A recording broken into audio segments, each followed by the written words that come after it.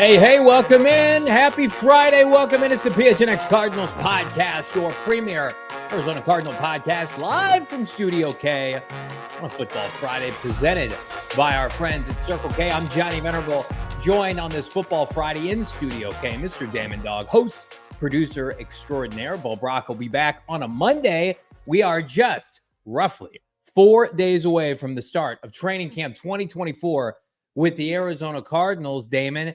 And I thought we would use today, this show, to basically look back while looking ahead, because I think unless you put the names on the screen, it's hard to grasp just how much Monti Ossenfort, Jonathan Gannon have changed with this roster, and I think changed for the better.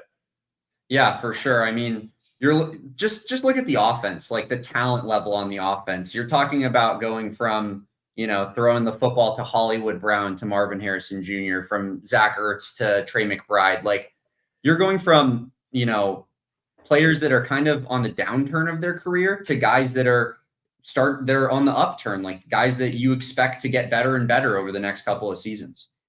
Significant changes. We're going to get into all that. First, I want to say what's up to everybody in the chat. We've got Jessica, Ozzy's in the chat, Andy, Bo Biden, you'll be happy to know Damon and I were ripping on the Acolyte just before we went live. We got Shafe, my guy. Andy's in the chat. What's up? K2, Fishbowl Flash. We appreciate you all. We appreciate our diehards. Be tapped into the PHNX Cardinals Discord. Just a few days away from training camp. Insights, sounds, clips you can't find anywhere else. You got to become a diehard at gophnx.com. There's Victor. What is up? Happy Friday to everybody. And yes, it's Reflection Day, because this today, I believe, is the last day of the offseason. Not Monday, not Tuesday next week when conditioning happens. I believe the offseason for 2024 and the recap of 2023 ends today. And then we turn the page, we turn the chapter to anew, because the players we see next week on the field, largely for the first time for Arizona Cardinal fans, Damon, I mean, we're putting 2023, 2024 to bed, and today's the perfect time to jump off and look back at just how far this franchise has come from a personnel standpoint. I think we're all excited about what Jonathan Gannon and his coaching staff, which, by the way, is exactly the same as last year, can do in year two. But man, oh man, we talked about it off air. The biggest changes for this team, I would argue, from an impact standpoint, it's on the offensive side. Yeah, no doubt about it. I mean, I think the defensive side of the football, while you add a guy like Darius Robinson, you add Mack Wilson, who we talked about ad nauseum yesterday, or Max Melton, it's largely, guys that were rookies that you expect to maybe have a slight learning curve when they're joining the NFL. The offense, on the other hand, looked pretty good when Kyler Murray got back, and only added more, top-level talent, I would argue. So, I think the expectations for the offense have to be pretty high. If, I would, what do you think? I mean, they got to finish top half of the league minimum, right? Yeah, I think, again, like the expectation is 10 to 12 within the NFL landscape. Outside of that, like, not only would it be disappointing, it would mean the season, in my opinion, has gone completely awry. If you're not consistently putting up big numbers, Dan Graziano, I swear we wouldn't use the four-letter word in that of ESPN after Fitz was left off their All-2000s team, but he did have some good things to say about the Cardinal offense that I think goes well in line with the rest of us.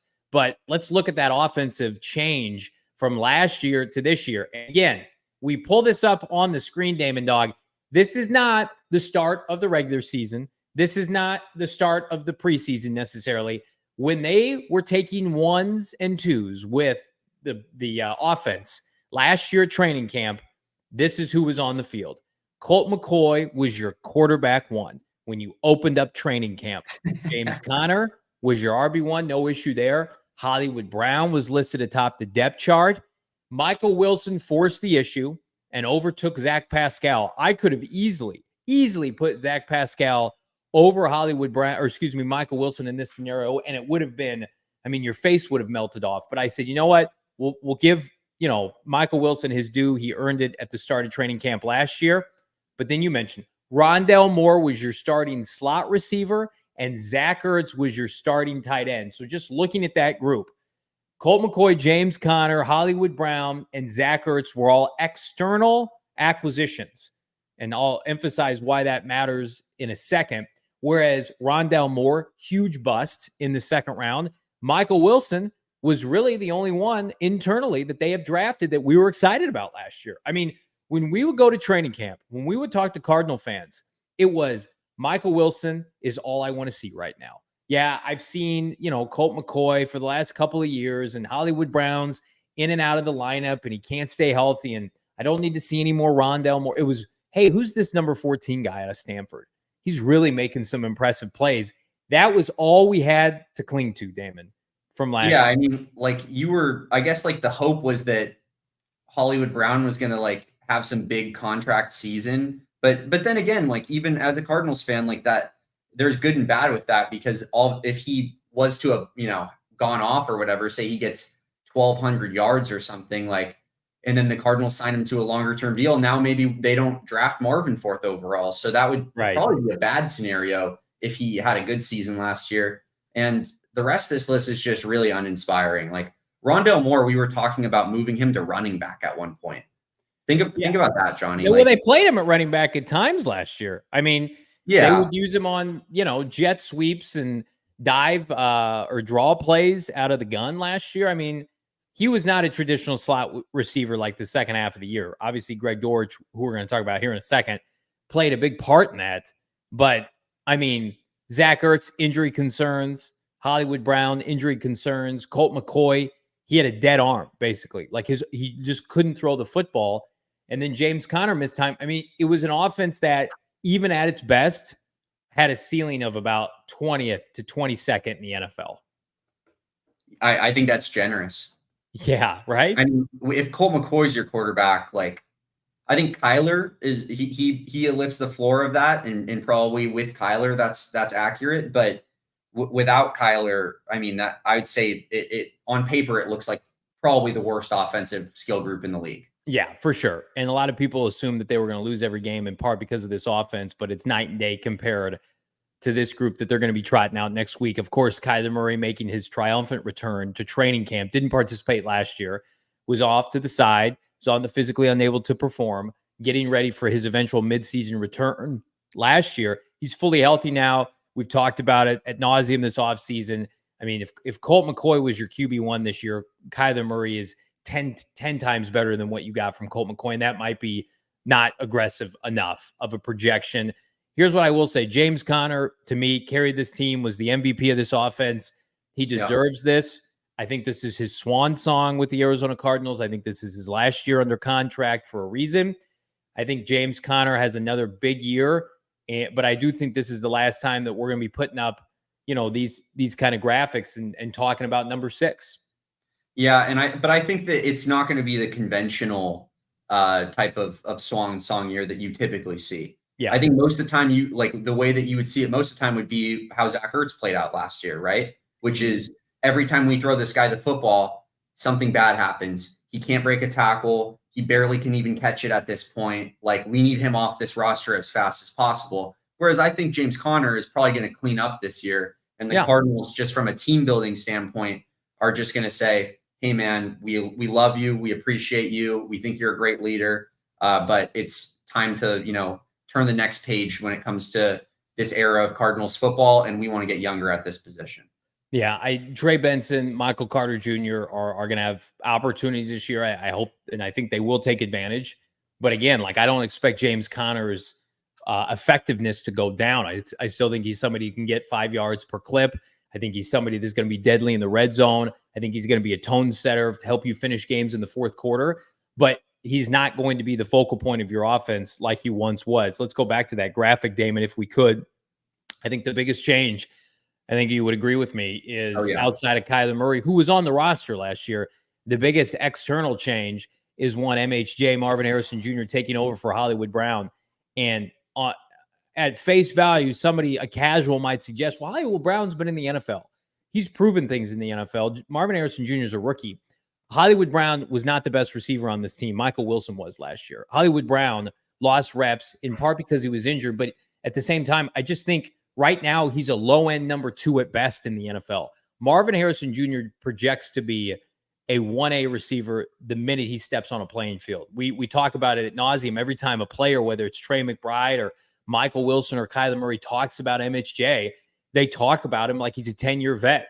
So again, I don't think there's a bigger upgrade in the NFL across the NFL landscape outside of teams that are going from like Desmond Ridder to Kirk Cousins. Hollywood Brown being upgraded to Marvin Harrison Jr., that's about as big as it gets.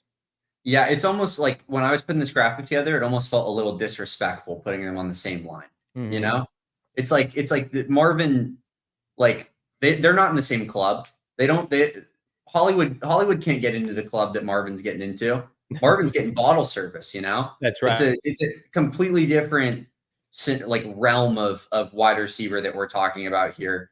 Hollywood Brown is a guy that we were hoping would, you know, get wide open potentially on go routes and you know, some deep balls that we could hit on. And he just never did any of that. He's certainly not a, you know, red zone target receiver, certainly not like a possession based receiver. Like he's supposed to be like the big play guy. And we never saw that big play happen last season.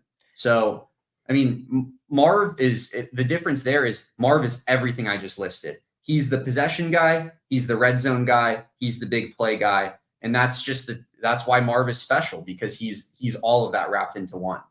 Yeah. I love this comment from Ozzy in the chat. Hollywood was very mid.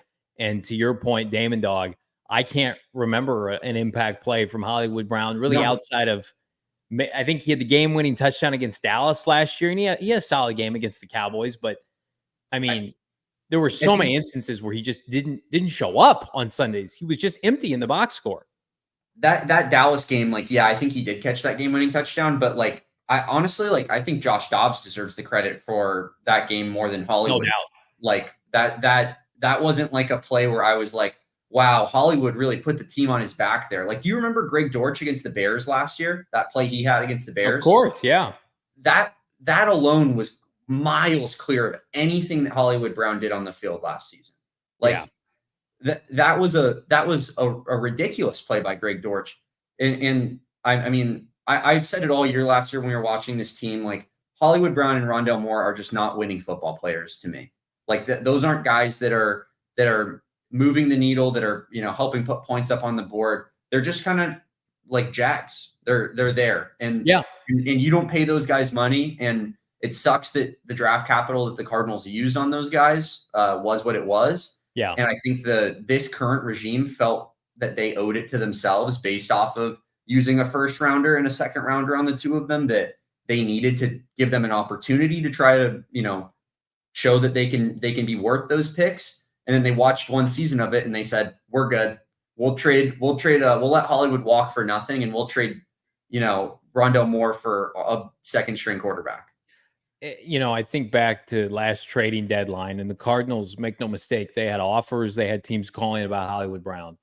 And I don't know what the compensation was specifically. It wasn't a day 2 pick, but could have gotten something for him, 4th or a 5th round pick, probably. And the Cardinals said, no, we're going to give Hollywood an opportunity to play with Kyler Murray. They're best friends. Help him help his free agent stock. You know, maybe things can work out here. And you'd be hard pressed to find a more uninspiring stretch of games. And again, he was hurt. I get that.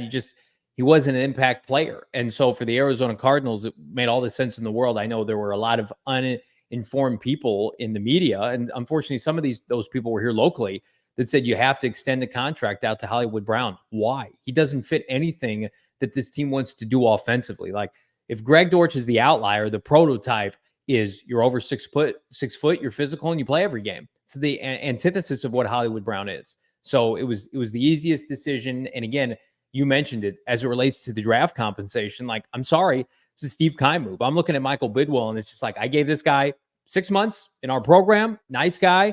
We gave him every opportunity. Did they not to go out there and make plays? Why would we pay this guy? Because here's what's going to happen. You would have paid Hollywood Brown somewhere in the vicinity of, like, I don't know, 2 years, $16 to $20 million. That was getting thrown around a lot, which is ridiculous. And guess what would happen? The starting of next week, not available, not healthy, not an impact player. It's just like, why are you doubling down on mistakes instead of either going with an unknown or a draft pick? So I'm all about that. And I think, again, like, Marvin Harrison Jr., we've spoke about it into the ether. You'd be hard pressed outside of when the Cardinals took Kyler Murray first overall to find a more impactful rookie ahead of that upcoming season. Let's get back to this list if we could, Damon, Dawg, because again, I don't want to sell our guy Greg Dortch short, who was on the team last year, but had I think 1 catch or 1 yard entering like the second half of the season. And then he outright just made himself what we like to call undeniable. He took Rondell Moore's job. He took his number this year. He's number 4. And again, like, I was talking to Craig Morgan. He's got really good content coming out at gophnx.com in the near future. And we were talking about Dortch, and I told him, I said, I think Zay Jones is going to press for playing time. I think Zay Jones is going to make himself a very attractive target, especially in the red zone. And Greg Dortch, as much as we love him, is going to have to keep his foot on the gas. But like, you would be naive to think he's not going to do that. Yeah, I'm looking at it here. I'm looking at Greg Dortch's game log. Through the Falcons game last season, Greg Dortch had 2 targets on the year. Yeah, it's a joke. It is a joke. And I mean, because he was on the roster and he was active on game days for the most part, punt returning and stuff. So it's kind of unbelievable that was the case especially when you're running Rondell Moore out there every play. And I think everybody in the chat agrees with it. Like, watching Greg Dortch play is one of the funnest things I've experienced watching Cardinals football. Like, the guy is just electric in a bottle. Like he lightning in a bottle, I should say. Like he's every time he touches it, something good happens, it feels like. So I think everybody is excited for Greg and happy that he gets this opportunity. And, it's been a long time coming. And every time that he steps on the field, all he does is produce. Not to mention that his chemistry with Kyler Murray seems to be extremely good. And it has been since he joined the league, like even in his first season, Yeah, 100%.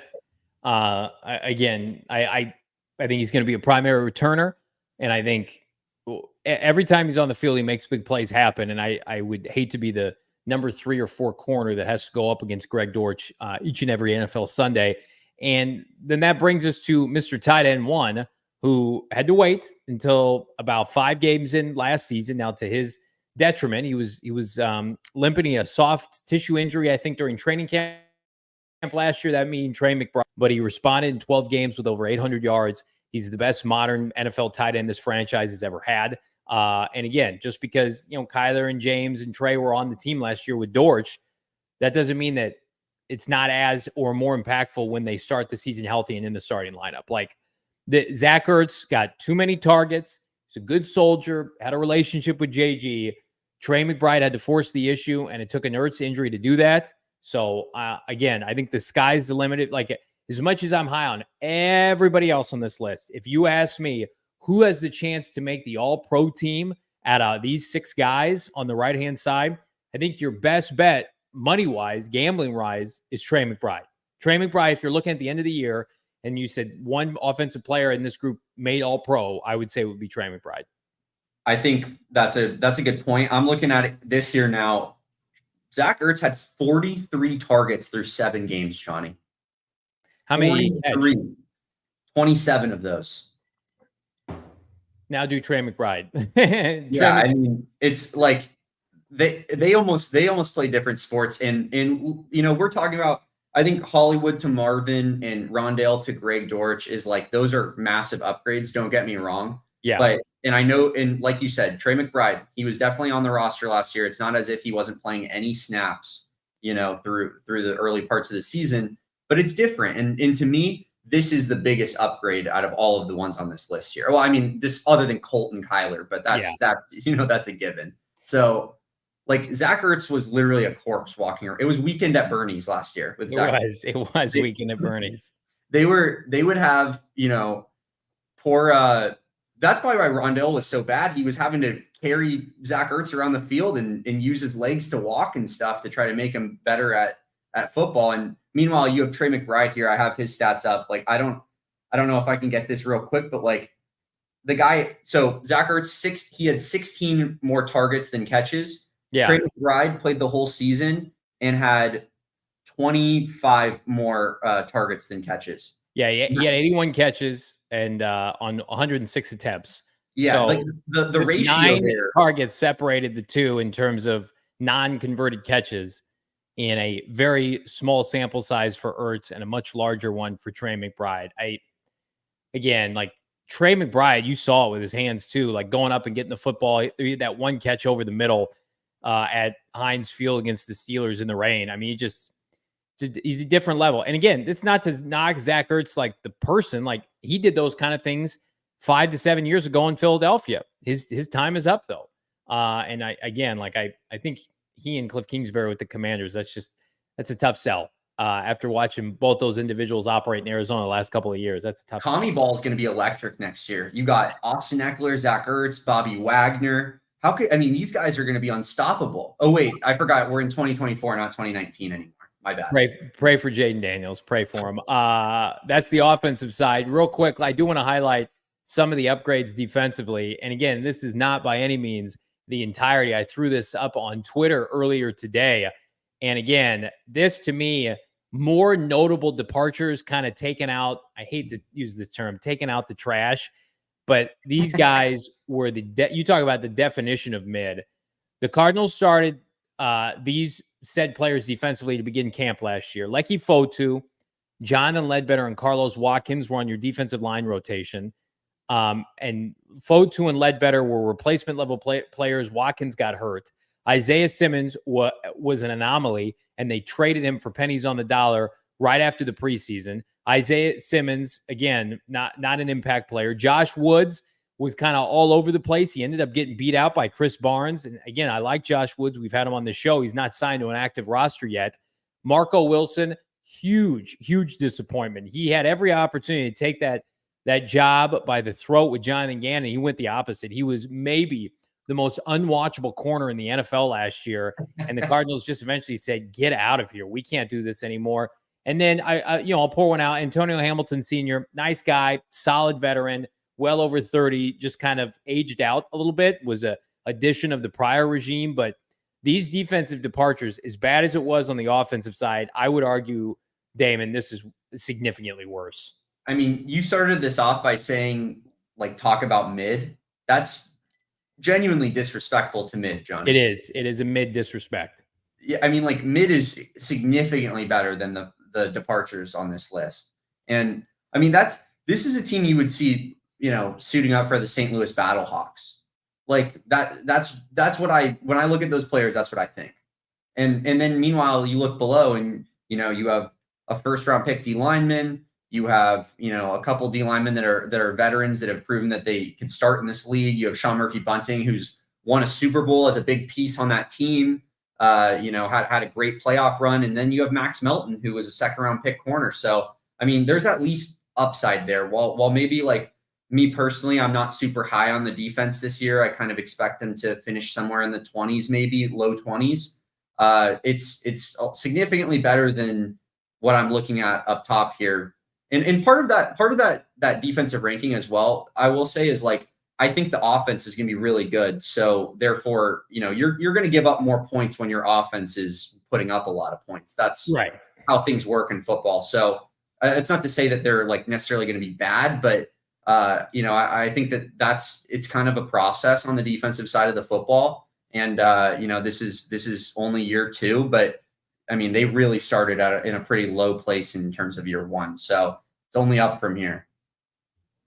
Again, those departures, tough to look at. I do want to bring it up one more time, if we could, Damon, Dawg. Let's quickly run through the additions. We've done it in parts during our position preview throughout the course of this offseason, but it starts and ends with the first rounder, Darius Robinson, defensive lineman, probably going to play a majority of his snaps at defensive tackle. I would imagine, with respect to Dante Stills, Robinson would have been your most athletic defensive lineman last year. Speaking of D linemen, the Cardinals went out, made it a priority to sign 2 in free agency. Justin Jones coming over from the Chicago Bears, Bilal Nichols, Mr. Every Down, Mr. I Don't Miss Games. Those guys come in. They had a presence in your locker room that, okay, we may not be all pros, but we're guys that are going to come in and do a job. Both of them got multi-year contracts. So again, Darius, Justin, Bilal, your defensive line's better. What about the linebacking core? Mack Wilson Jr., we heard from him yesterday with Craig Morgan in the Arizona media. He's somebody intermediate chess piece. He's the opposite of Isaiah Simmons, where you ask him to do something, he's going to do it regardless of perception. He's close with Bill Belichick. He's got a high football acumen, went to the University of Alabama, spent time in Cleveland. Is he ever going to be a Pro Bowler, A-plus player? No, but he's going to be somebody as a key cog, a B to B-plus player for your defense that, oh, by the way, might need him off the edge to rush the passer. And then let's round it out in the secondary. Sean Murphy-Bunting that you can see on the screen here, CB1 to begin camp. Didn't allow a touchdown pass last year with the Tennessee Titans. Former second-round pick out of Tampa. And speaking of second-round picks, Max Melton, University of Rutgers, D-Up Marvin Harrison Jr. earlier this year.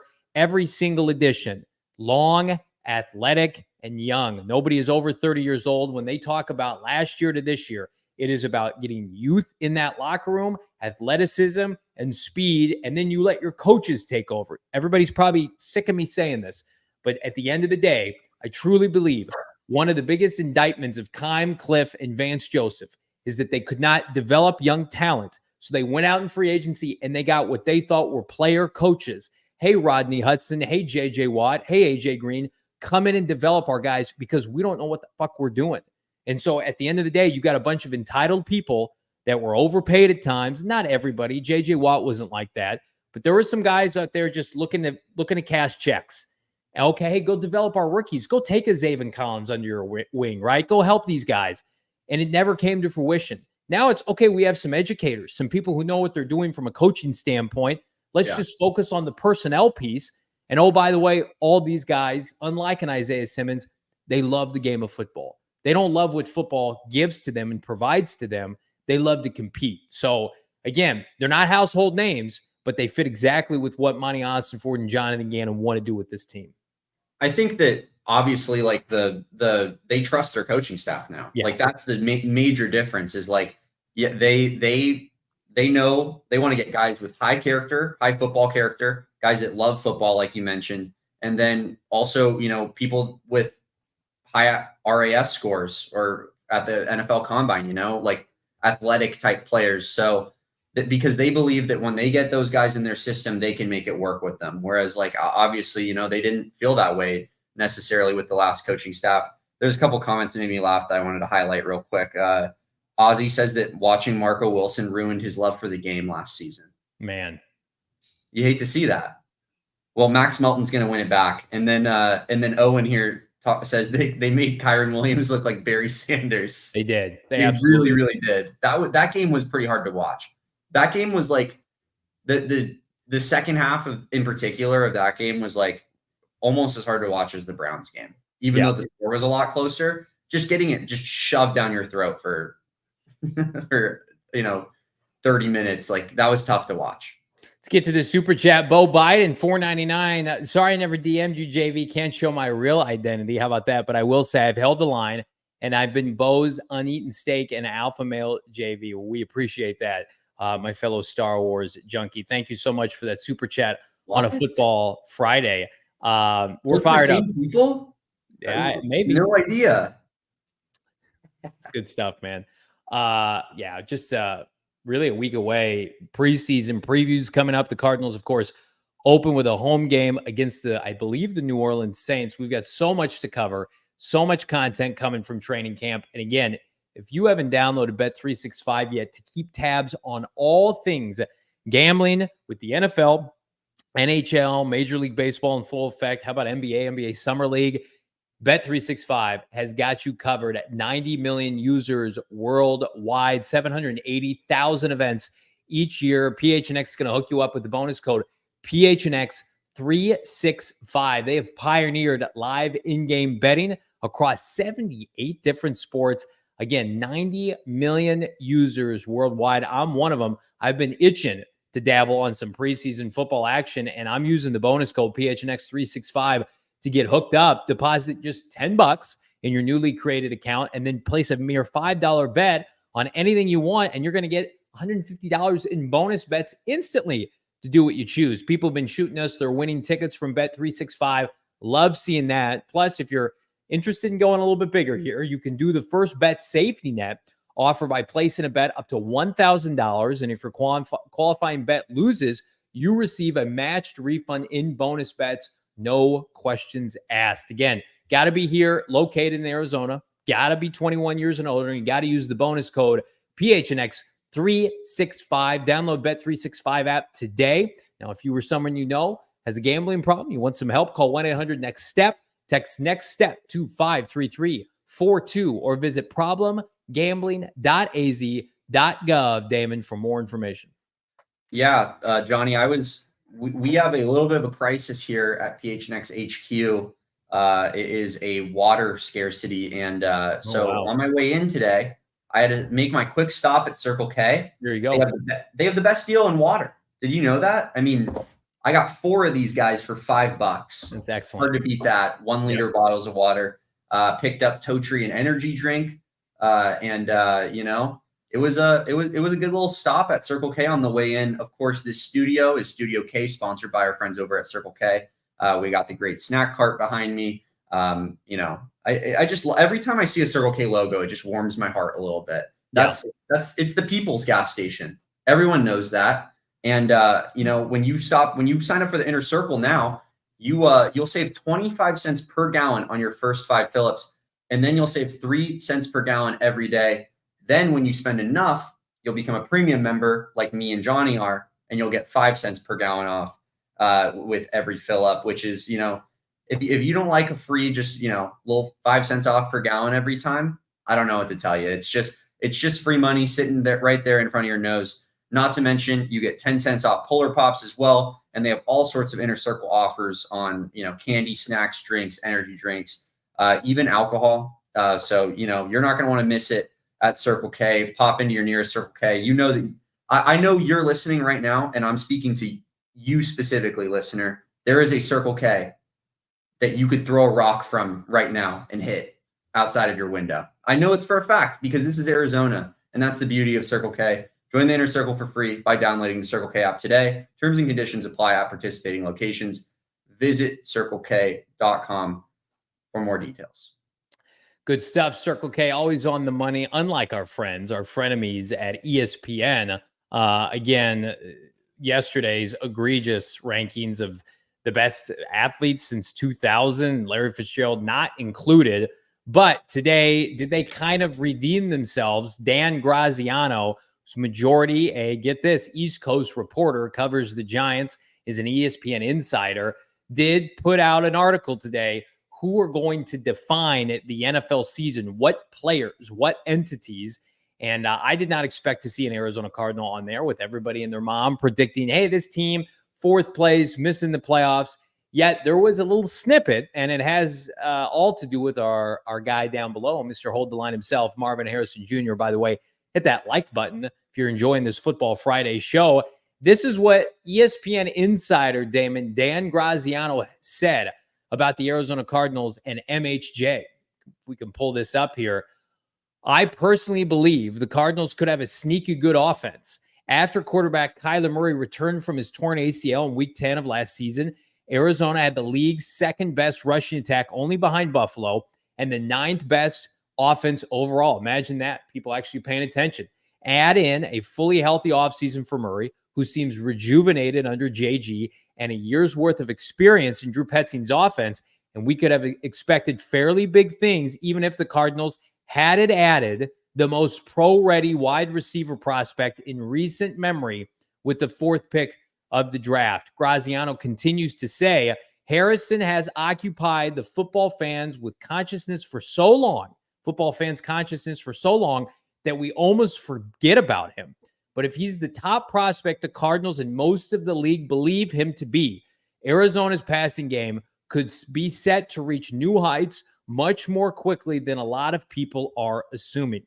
Yeah, it just goes back to Damon. I say this all the time. Just say it out loud, right? We put up that graphic of the Cardinals' offensive skill players. They had what I think a Pro Bowl tight end, a Pro Bowl capable running back, a really high-end, I think, prospect in Michael Wilson that could be a number 2 this year. Greg Dortch, I think a lot of teams would take him as their number 3 receiver. And then, oh, by the way, the best receiving prospect, I think, to come in the NFL draft since Julio Jones and A.J. Green.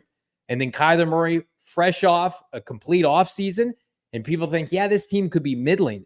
I don't know about the defense. I'm hopeful. The offense, the only way it's going to be derailed, knock on wood, God forbid, is because of injury. There's just too much talent. And again, if Marvin Harrison Jr. had gone to the Giants, if he had gone to the Commanders, And it's like, this is Marvin's offense, and he's going to get triple teamed, and he's got, Dirt McGirt throwing him passes. And Marvin Harrison Jr. is a cog, but he's not the cog. He is set up for immediate success. And don't get it twisted. He knew this during the draft process. If I go to Arizona with a proven quarterback and rising skill players in this league like Trey McBride and Michael Wilson, I am set for immediate success. And I do think it's one of the most slept on scenarios in the NFL. Yeah, I think Marvin is like, I'd push back on you saying since Julio Jones and AJ Green. I think the hype around Marvin Harrison Jr. was higher than both of those guys. Sure. Okay. I think since Calvin Johnson, I think he's the most hyped up receiver prospect, because there was talks about Marvin going number 1 overall. Yeah. If Justin Fields had not been, horrendous last season, he would have been probably the number 1 overall pick, So Marvin is a special, he's a different breed. He's a special player. It's going to be, it's incredible to watch. I like the other names that Graziano put him in here with as well. Like, yeah, I believe he's the only receiver in here. You got him next to Dak Prescott, Joe Burrow, CJ Stroud, Derrick Henry, Aaron Rodgers. Like for him to be a rookie and he's in that class of player that could, hypothetically make an impact on the league that quickly and that big from a receiver standpoint as a rookie, that's pretty impressive. And I'm giddy. I love the guy. Like how is he on our team? You mentioned another thing too. Like, I bet Marvin's kind of a low key guy. I bet you he didn't want the bright lights of being a New York Giant, or I bet you he would much prefer to be in a more low key franchise like Arizona. Well, and like his father had immense success in Indianapolis, and a large part of that was Peyton Manning. But I think Marvin Harrison Sr., I would like to assume, understands the upside with Kyler Murray and the fact that, this team played hard last year, and that, listen, the Indianapolis situation was not perfect. And oh, by the way, they had a defensive head coach during his heyday, just like Jonathan Gannon. So I think there are a lot of similarities here. This is not like, hey, and go be a savior, but you also need to understand that you're going to come here and help set a culture that was laid by Paris last year and JG and a lot of these entities they brought in. So for me, it's almost a perfect situation, a perfect scenario. Like, who else within that top 5 to 7 range would he have better success with immediately? Like, I would argue, it's not Chargers, Chicago. Maybe. What? Maybe the Chargers. Maybe. Again, people love Herbert. I'm a big Jim Harbaugh fan, obviously. That's the only one that I could argue. And again, I think the Chargers very much slept on, just like the Cardinals. People forget about them, sometimes as a franchise. Not the Giants, not the Commanders, not the Patriots, right? Not the Bears. They're starting a rookie QB. Eberflus is on the hot seat. No one knows what the Falcons are doing. Like, you can make an argument, Chargers and then especially the Cardinals offensively, because he goes to the Chargers, he's the number 1 guy. They got scraps right now at receiver. Quentin Johnson, did you watch him play last year? He was unwatchable. Whereas the Cardinals, again, like, yes, Kyler Murray right now today, a lot of people would assume is not as good as Justin Herbert, but the supporting cast, they're starting over in a lot of ways. They have a new identity. It's running the football. Whereas, the Cardinals are going to run the football until they have to throw the football. So this is my bias showing. I think it was the perfect situation for him to fall into. I think so too, because, it's the Chargers. Yeah. I think that would be the other team, because they have a good quarterback and clearly a need at wide receiver 1. Granted, they do have Lambeau Ladd. So, but that's certainly a choice. I think it's more just like Marvin is, I love Michael Wilson and Greg Dortch. I view them as, really good complementary wide receiver 1, 2s, and 3s.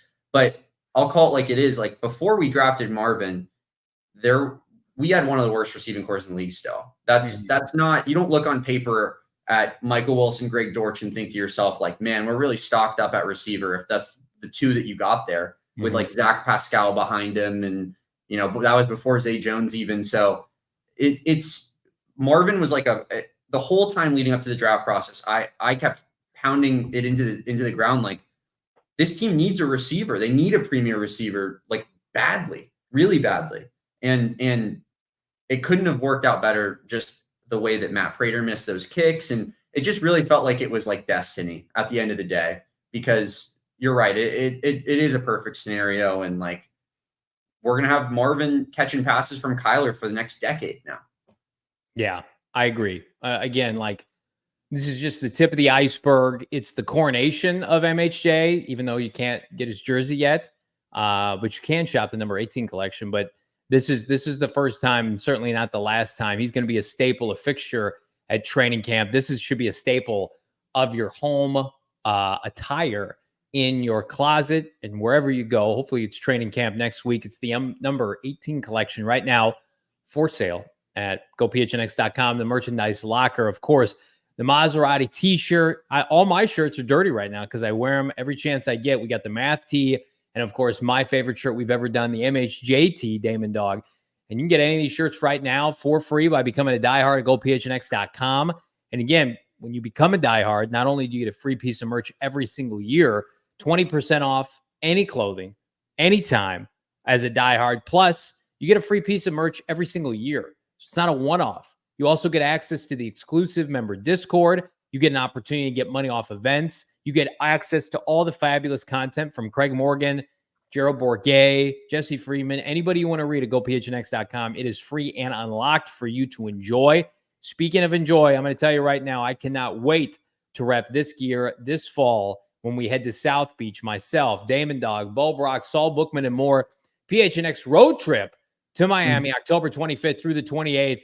The Arizona Cardinals take on the Miami Dolphins. We will be there.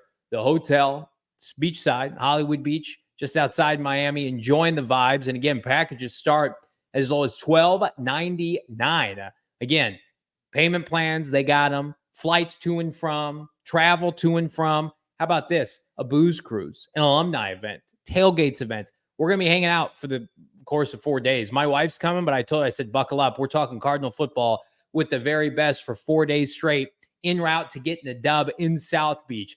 I cannot wait. Marv versus Tyreek and company. That is going to be perhaps the game of the year, and do it with us in style, Damon Dawg, for the PHNX road trip to Miami.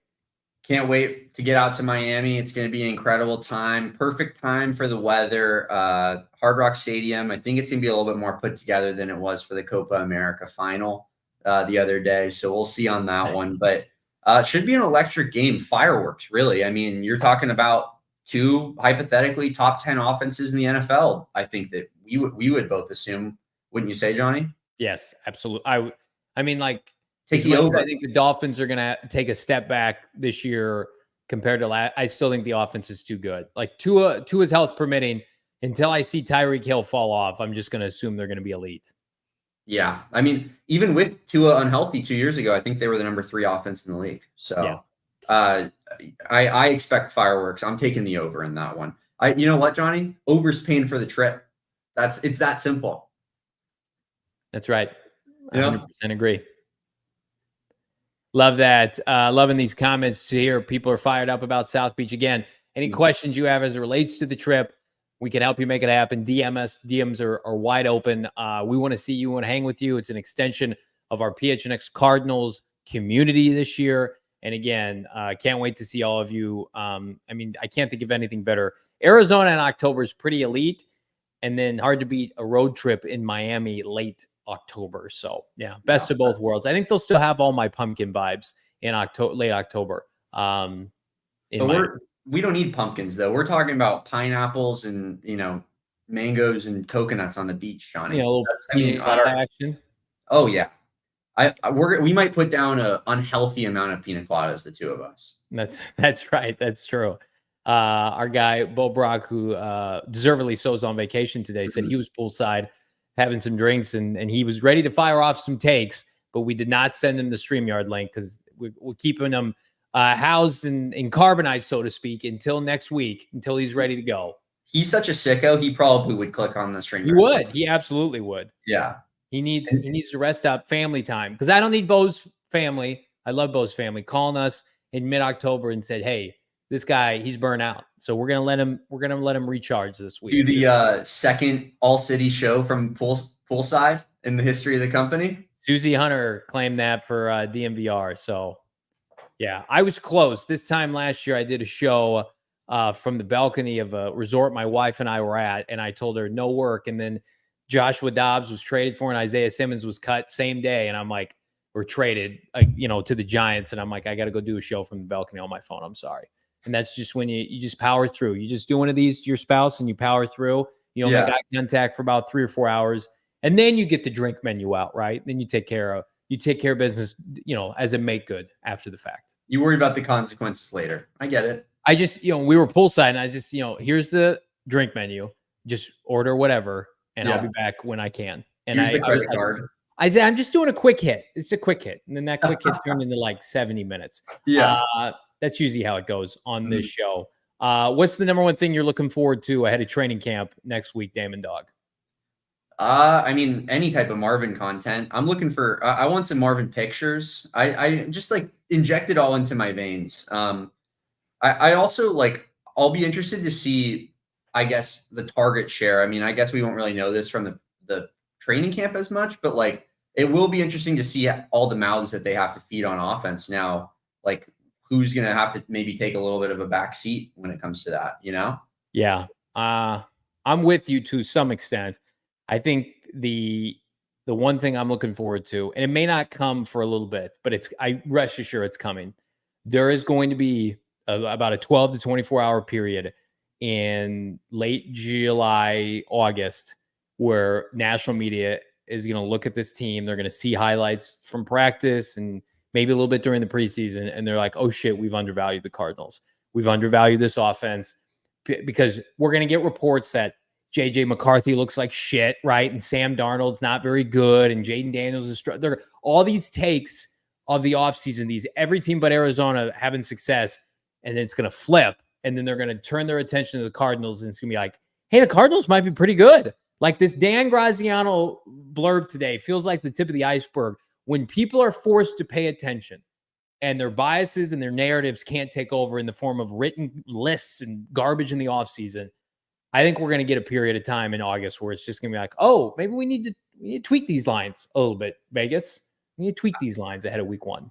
Part of me thinks that if the Cardinals are successful and things are going well, that Marv is pretty much just going to get all the credit from a national perspective. Everyone's going to look at. I'm fine with that. I think Kyler Murray would be fine with that too. It's fine, but it's just people are going to look at the big name that got added to the team from last season, and then they're going to be like, well, the Cardinals won 6 more football games this year than they did last year. What's the difference? Oh, it was all Marvin Harrison Jr. And then you'll be like, well, Kyler Murray had 4,200 yards and 700 on the ground and 35 touchdowns, but I think that in that it's fine, but that's my prediction for the season is the Cardinals are going to look a lot better and everyone will be like, yeah, it was all Marvin, and they won't look at, the additions of the rest of the team and also the work that the coaching staff is doing and has been doing for, the moment since they got in Arizona. Love this comment from Cathal. I hope I'm pronouncing that correctly. Hey guys, give us a shout out. Watching in Ireland, unfortunately, true to stereotype, I'm fairly juiced up here. No apologies necessary. Love the show. Love MHJ. Thank you, my friend. Enjoy the vibes responsibly tonight. Have a great time. Thanks for tuning in across the pond. And would love to be able to buy a pint or 4 Peaks if you're ever in the area here in Arizona. I had somebody, and I want to make sure I called out on the show, Damon, before we sign off, message me. I think it was AZM on Twitter. Machado 1923 said he had a layover at the Phoenix airport and was feverishly on the hunt for some 4 Peaks and ended up finding a kilt lifter and a golden ale and said it lived up to the hype. So shout out to Machado. Hope he enjoyed it. Yeah. I mean, you can't beat 4 Peaks beer. And I mean, it's the best beer in Arizona. That's for damn sure. I think I'm going to get a little juiced up later tonight, Johnny, going to a dollar beer night at Phoenix Rising game tonight. Hell yeah. The Rising atmosphere, if you have not been, is awesome.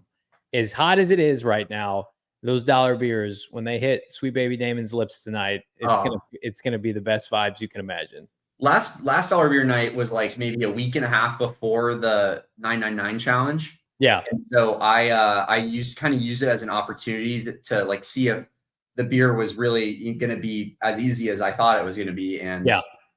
that it was not the issue. The hot dogs. When did you finish your last beer during the 999? Like seventh or eighth inning?